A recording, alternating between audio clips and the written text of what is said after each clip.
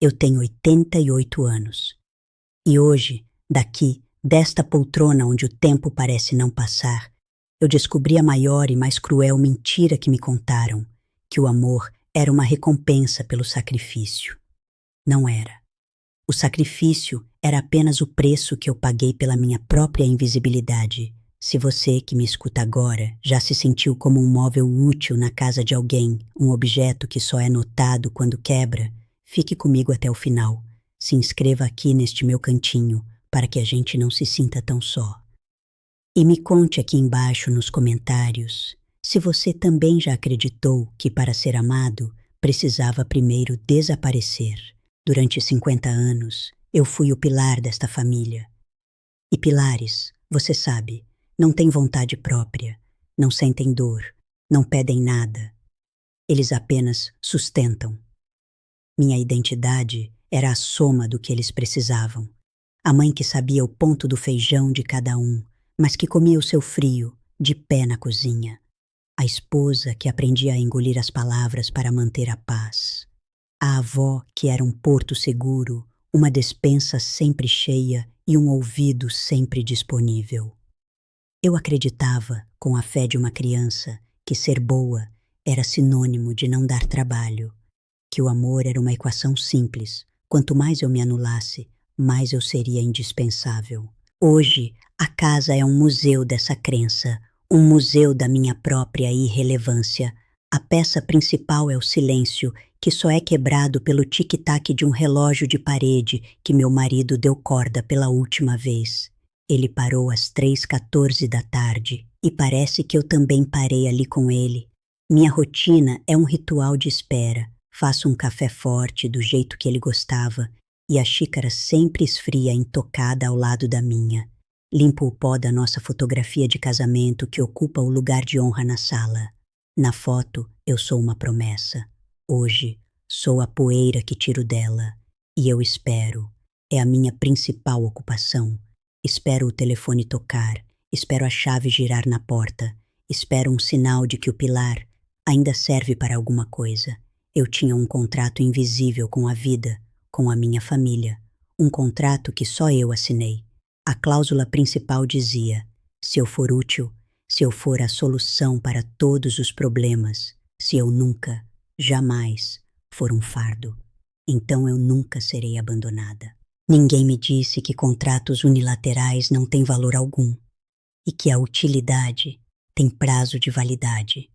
A quebra veio num sábado de sol, o dia do aniversário de 17 anos do meu neto mais velho, o Marcos. A casa cheirava a bolo de fubá, a receita que ele amava desde menino, que eu fazia com uma crosta de açúcar e canela que estalava nos dentes.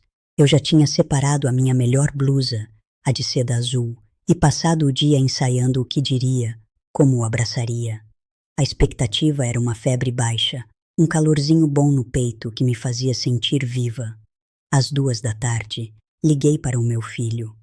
O telefone chamou 3 vezes, e a cada toque, meu coração batia um pouco mais rápido.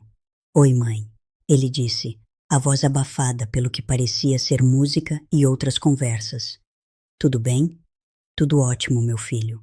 Só ligando para saber que horas devo chegar para a festa. Houve uma pausa. Não uma pausa de quem pensa, mas uma pausa de quem procura as palavras certas para amortecer um golpe. Um silêncio curto, mas pesado, que viajou pelo fio e se instalou na minha cozinha. Ah, mãe, ele começou, e eu já sabia pelo tom. Então, a gente resolveu fazer só um bolinho aqui em casa, coisa de jovem, sabe? A turma dele, a senhora ia se cansar, muita gritaria. Fica tranquila em casa, descansa. Amanhã a gente passa aí para te dar um abraço, tá bom? Minha mão apertou o gancho do telefone com uma força que eu não sabia que tinha. Senti o plástico frio estalar sob a pressão dos meus dedos nodosos.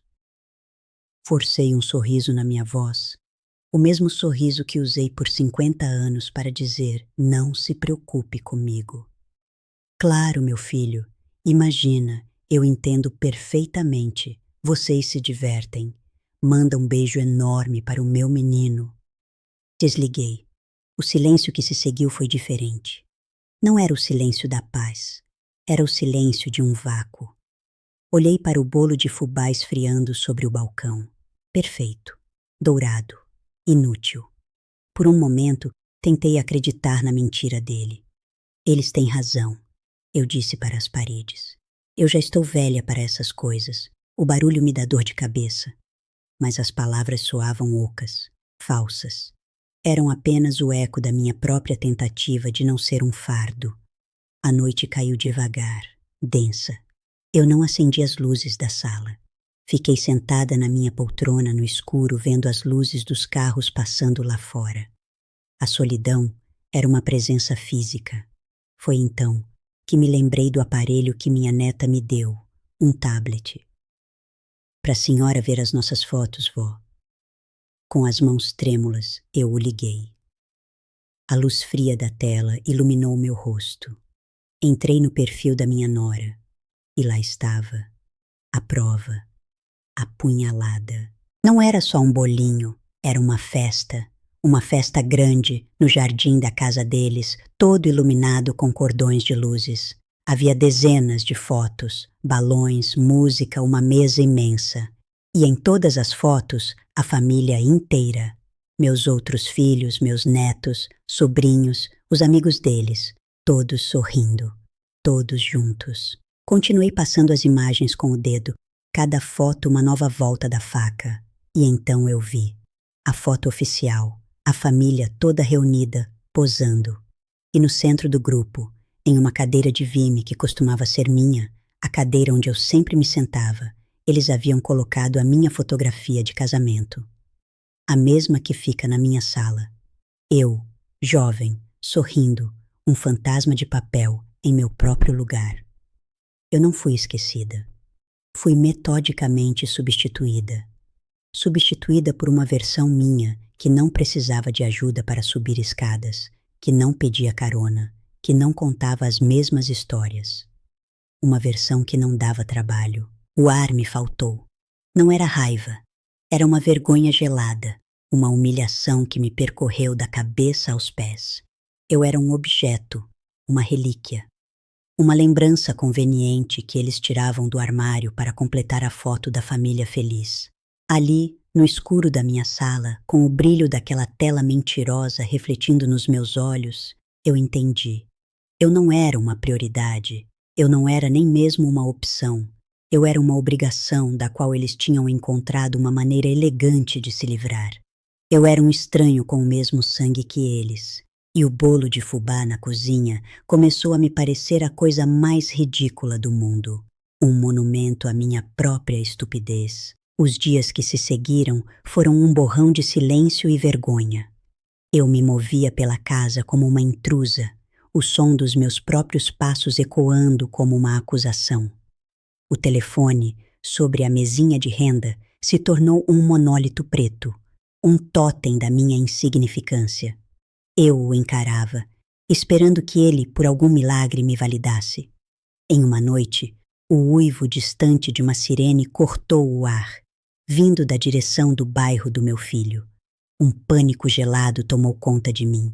Não era preocupação, não apura. Era uma faísca doentia de esperança. A esperança de ser necessária. Meu coração disparou.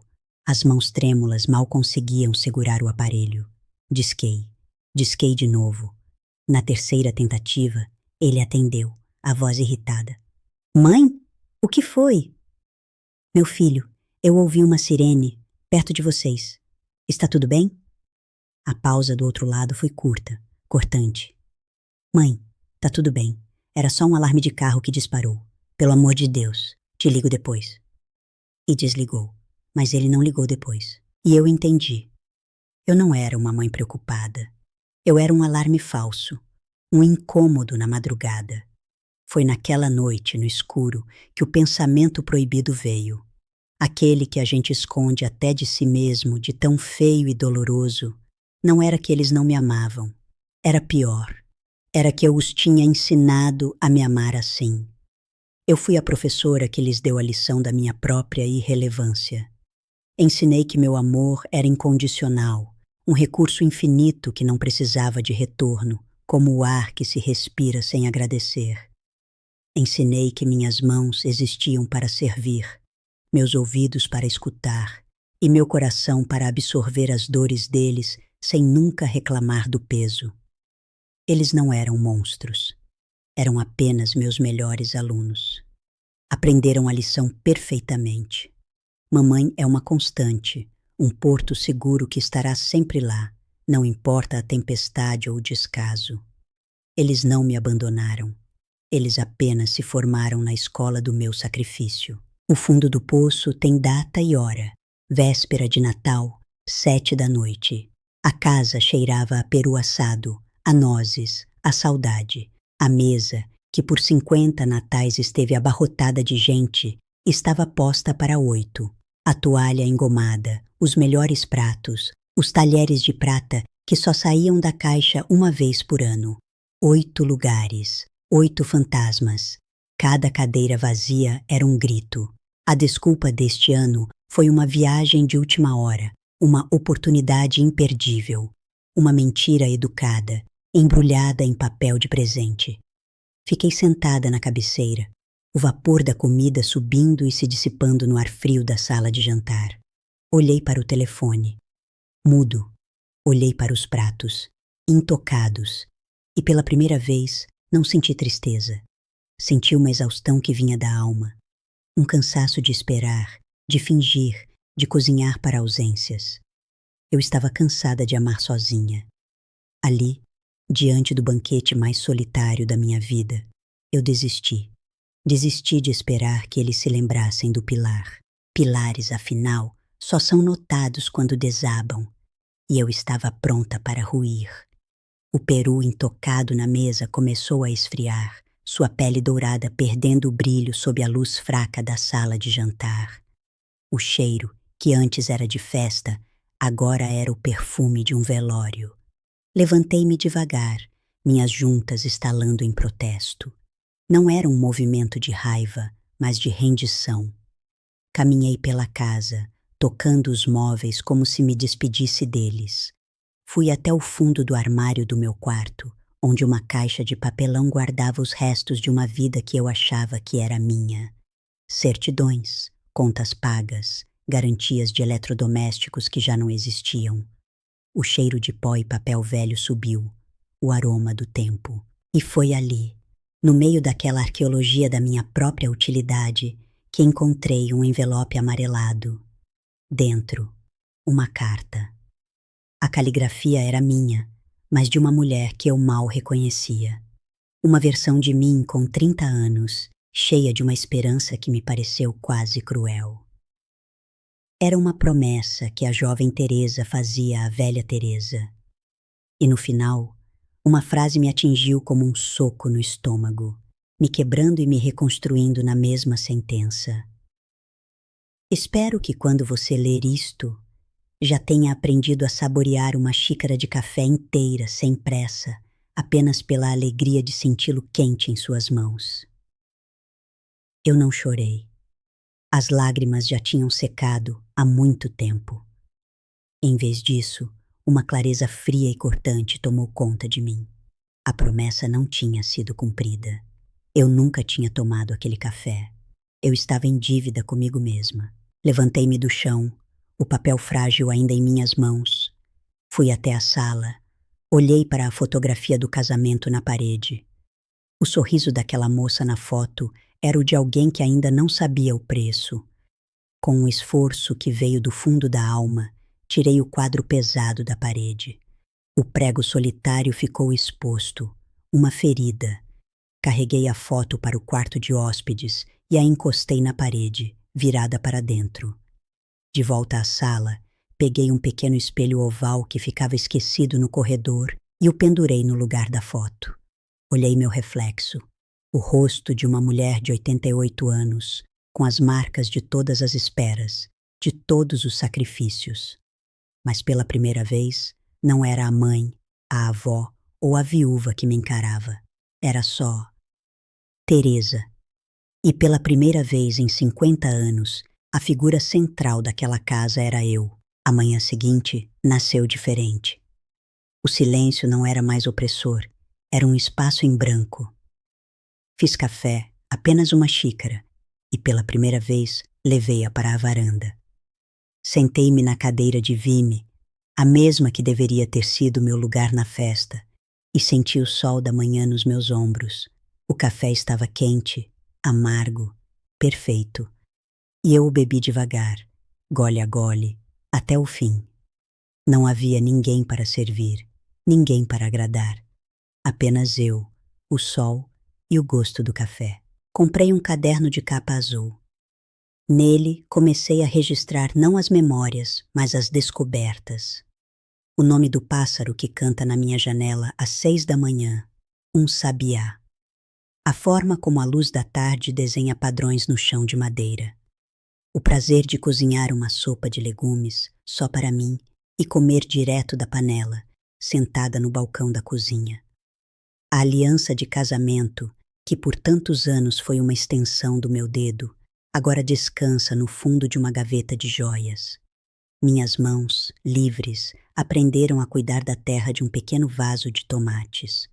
Vê-los crescer, vermelhos e imperfeitos, me trazia uma alegria simples, uma alegria que não precisava de plateia.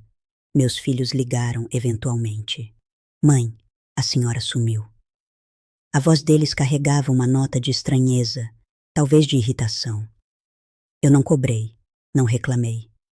Apenas respondi: estou bem, meu filho, apenas ocupada. E eu estava, ocupada em me conhecer. A solidão não é o vazio que eu temia. Era apenas o espaço que eu precisava para existir. O silêncio não é a ausência deles, é a presença de mim mesma. Descobri que amei meus filhos o suficiente para lhes dar a vida inteira. E agora, finalmente, eu me amo o suficiente para tomar o que me resta dela de volta. Portanto, se você me ouve agora, entenda. Não espere se tornar um fantasma na casa dos outros para aprender a habitar a si mesmo. A verdadeira vida, a sua vida, começa no exato momento em que você para de pedir permissão para existir.